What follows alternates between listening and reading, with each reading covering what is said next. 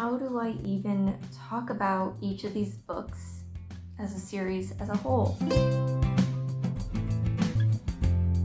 Hi, it's Jessi. Today I am going to be talking about the Inheritance Trilogy by N.K. Jemisin. I have this massive omnibus edition that has all three of the main books in the series, as well as The Awakened Kingdom, which is a novella that takes place, it's like a sequel novella, or maybe novelette. I don't know where the line is there. So I'll be talking about all four of those as if they were all part of the series, which I'll talk about a little bit more later. The series, it came out before the 5th season, but after her Dream Blood duology, so if you're familiar with her works, that's where it slots in. I'll talk a little bit about how it compares to the 5th season, the Broken Earth trilogy at the end of this review. So this series, if you're not familiar with it, because it's one of N.K. Jemisin's less popular works, is about gods and humans and the relationship between them. The first book starts out, we're in a world in which there was a war between the gods. There are three main gods, the god of night, the god of day, and the goddess of twilight. And there was a big war between them. In this war, the goddess of twilight died, the god of light or day won, and the god of night was imprisoned by the humans that were supporting the god of the day. And so now those humans that had supported the god of day now have that god of night, as well as his supporters, the godlings that supported him, it's kind of weapons. So now they're kind of in charge, authority fairly unquestioned, because nobody's going to go up against the power of a god. And the story starts with Yena, however it's pronounced, being taken to the central kingdom, and being declared heir of it, but come to find out, like, it's not that straightforward. It's very much you have to fight to claim your inheritance in this world, and there's all sorts of interesting politicking and details that go on from there. That's the first book, and then where the first book ends, it drastically changes the world, and so everything from there is about slightly different characters, and there's always time jumps each book. So it's really hard to kind of talk about these as a coherent story, because they're really not a coherent story, because they're about different characters and there's not an overarching plot, but I'm going to do my best. So let's jump into my ratings by category. Characters in this, I gave a 9 out of 10.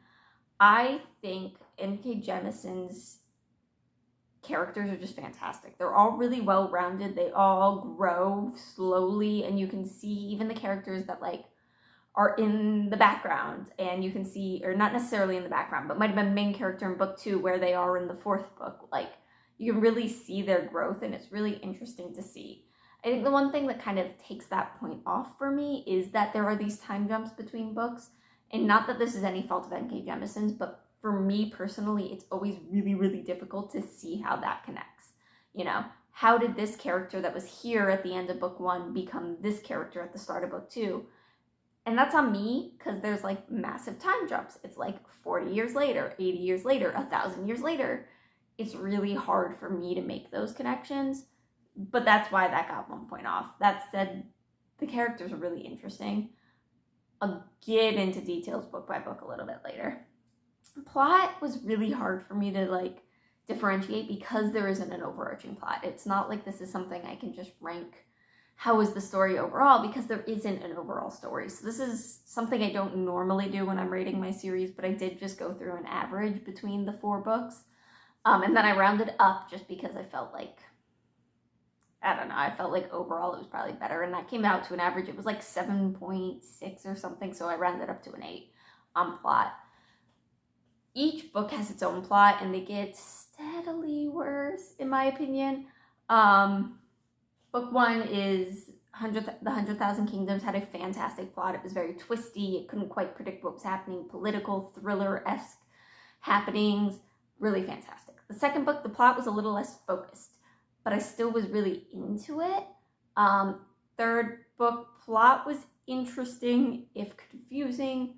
Fourth book, I just didn't care anymore. So that's kind of why it shakes out that way, but 8 out of 10 is still pretty good. The setting is a 10 out of 10. This is like where, despite any complaints I could have about this series, I would almost still recommend it to just about anyone, just because I love the way N.K. Jemisin builds this world. And then on top of building the world, changes the world. So the world grows and changes and flexes and moves more than any of her characters, even, I would say. Like, you have drastic world-altering things happen and the world alters. Both in the series, but between books, the world keeps changing in a way that's very believable. Like, there was something in the 4th book, I don't want to talk too much about it, there's a matriarchal society that's very important throughout the series. And we see them in the 4th book, in the novelette, at the end, and they're very, very different than the last time we'd seen them, because a long time had passed. But then we get the explanation for why they're like that and why they changed in that way. And it all makes sense in a way that sometimes the jumps between the characters between books didn't feel as realized as the changes to the world between books, if that makes sense. General appeal for me was an 8. It's about a 4-star series overall. I might put it down. I kind of wavered between a 3.5 or a 7 and an 8 here.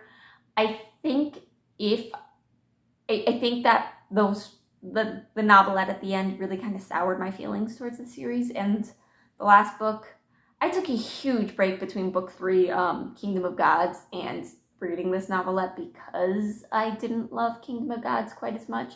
And so those being at the end really kind of soured my feelings, and I had to kind of like pause and think about like how much I loved the first 2 books to kind of really get those feelings back.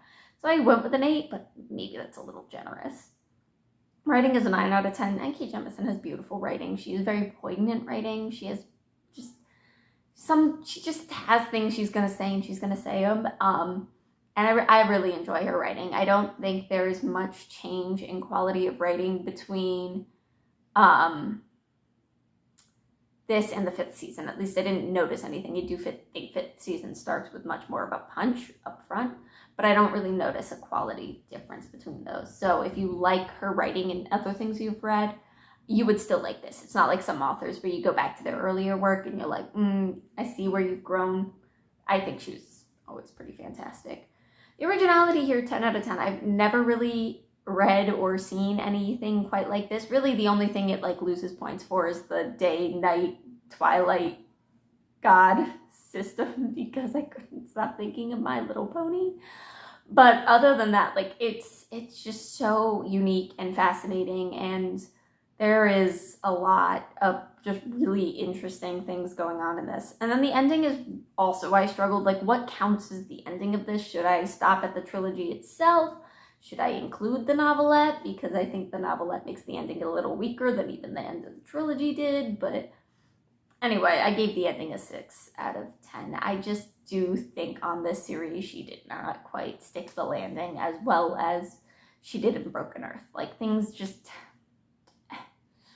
I don't want to say she tried to do too much, or maybe she didn't do enough. There's just something with the ending, it just didn't quite come together in a way.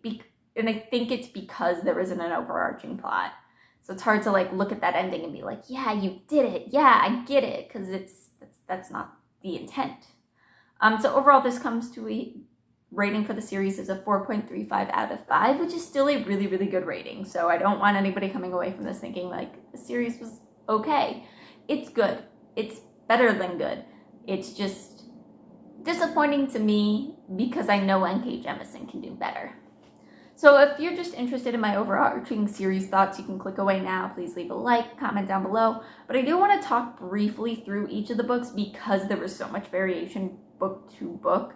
I'm not going to spoil anything. I'm going to talk about them very generally, but I do want to talk about how my opinion kind of on this series kind of slid as the series went on. So the first book in this is The 100,000 Kingdoms. So this is the one I kind of described the plot of earlier.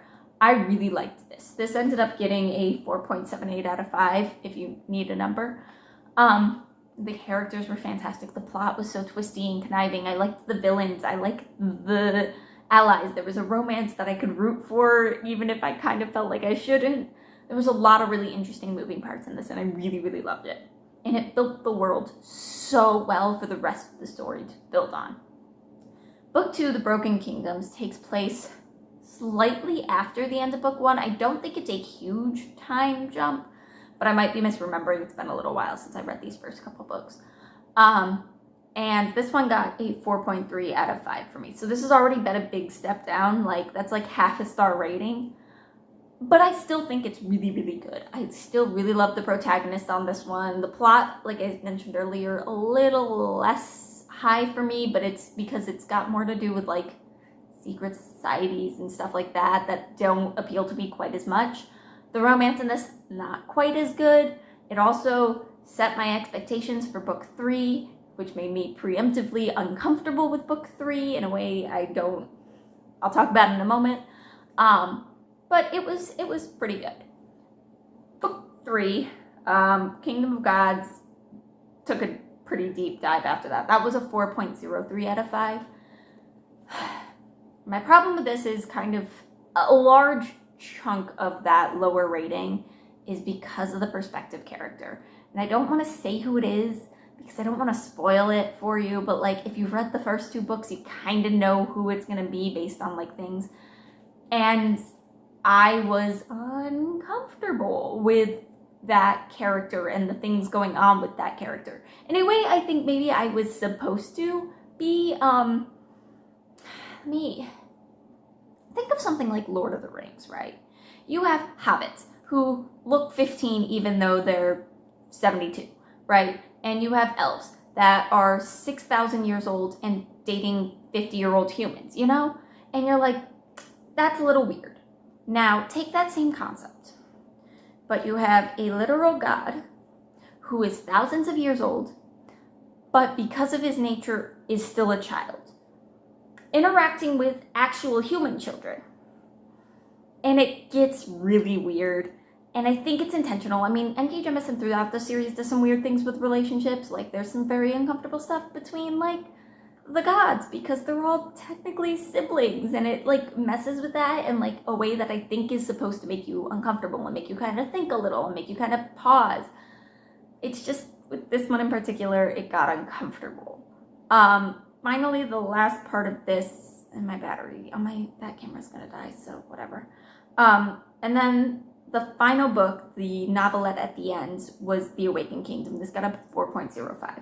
This was slightly higher just because I really think there were some fascinating things done with the writing style that kind of bumped it up for me. This has a similar issue, sort of, to the third book. This is from the perspective of a child god, not like a child-like god, but an actual child god. It's interesting, and I don't want to get too much into it, but it got annoying for me. N.K. Jemisin writes with the voice of a child really well, and I think she really actually changes her writing style throughout the book in a way that reflects the changes in this character, which I think is brilliant, which is why it got that slightly higher rating, and there wasn't a romance that made me uncomfortable in it. But it also got annoying, and on top of it, I just didn't feel like there was a need for that book. Like, it just didn't feel necessary to me. I would have been happy not reading it. So I think if you want to pick up this series, I think whatever you think of the series as a whole, I highly recommend at least reading The 100,000 Kingdoms, at the very least.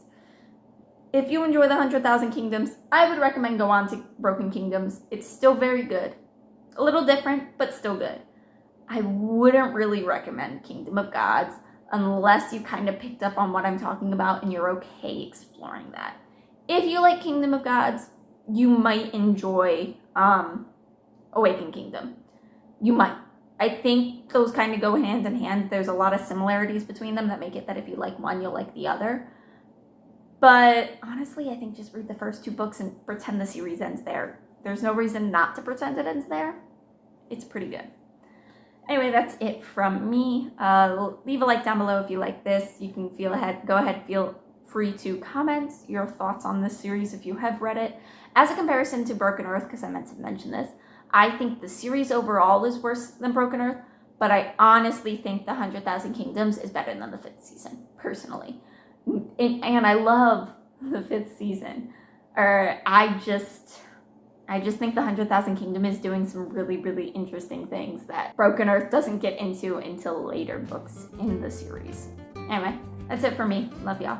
Bye.